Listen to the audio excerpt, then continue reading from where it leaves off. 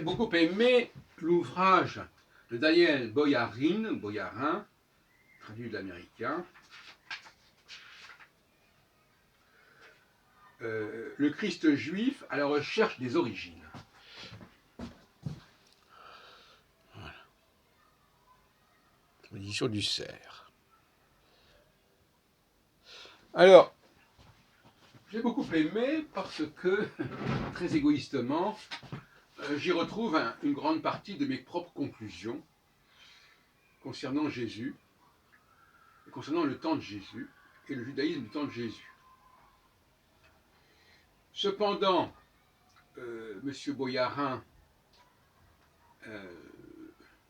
a d'autres sources que les miennes, d'autres méthodes que les miennes, mais on se rejoint. Et c'est là qui est intéressant, c'est d'arriver aux mêmes conclusions par des voies différentes. Alors, je ne retiendrai ici, après une lecture assez rapide de ce que ce livre nous donne, les points suivants, à savoir la coexistence d'un Dieu du Nord et du Sud, ça me paraît très intéressant comme idée.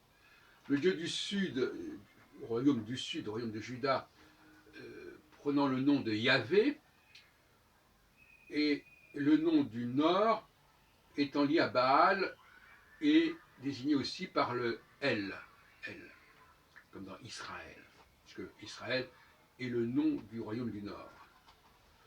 Et à ce propos, d'ailleurs, l'État d'Israël a pris le nom, non pas du royaume du Sud, mais du royaume du Nord, qui pourrait effectivement discuter. Et puis alors, l'importance que Boyarin confère à David, et qui montre bien que Jésus prend largement modèle sur l'exemple davidien, ça va de soi. Et enfin, une idée intéressante, à savoir que les pharisiens étaient en fait des réformateurs. C'est une thèse amusante. On les présente souvent comme des conservateurs. En réalité, ce sont des réformateurs qui voulaient faire avancer, remettre en question un certain nombre de pratiques juives. Et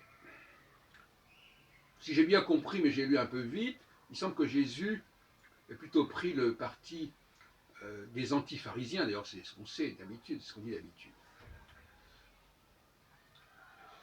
Alors, ce que dit Boyarin, et pour conclure, c'est qui est professeur à Berkeley, c'est que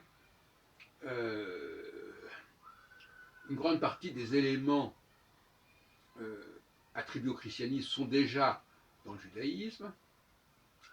Et deuxièmement, que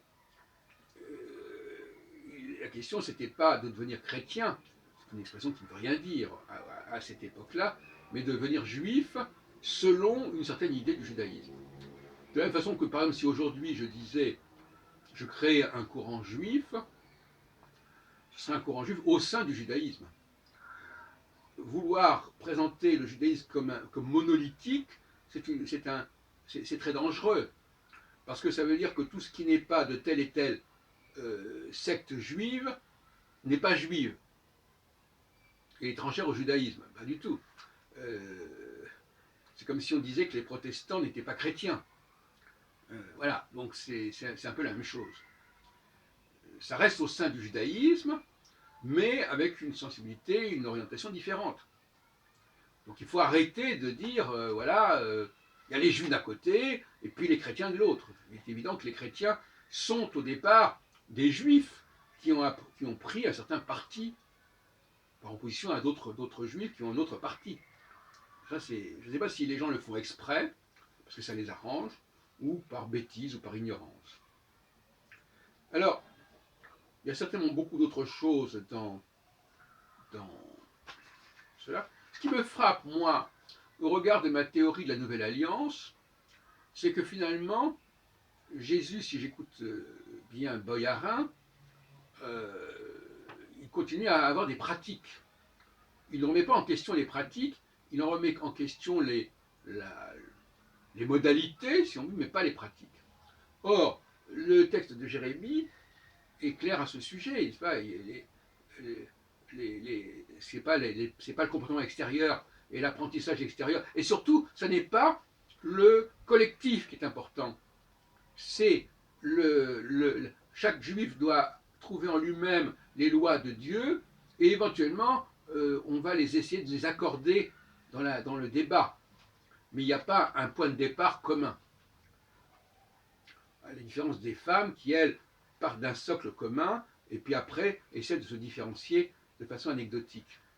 Ça, c'est un vaste débat, mais déjà, avec Socrate, on voit bien cette idée de faire converger des positions différentes et non pas de partir de la même position pour diverger sur des détails. Voilà, donc un ouvrage tout à fait intéressant, parce que ce qui est important dans la vie, je l'ai remarqué à plusieurs reprises, c'est de pouvoir parvenir aux mêmes conclusions par d'autres moyens. Parvenir par exemple à d'autres conclusions que tel et tel philosophe, mais sans avoir lu ce philosophe. Il m'arrive souvent de référer à un texte, non pas parce que ce texte m'a inspiré, mais parce que j'y vois des correspondances et des recoupements. Mais mon approche est généralement une approche indépendante, autonome, et qui ne va s'occuper de la convergence que dans un deuxième temps.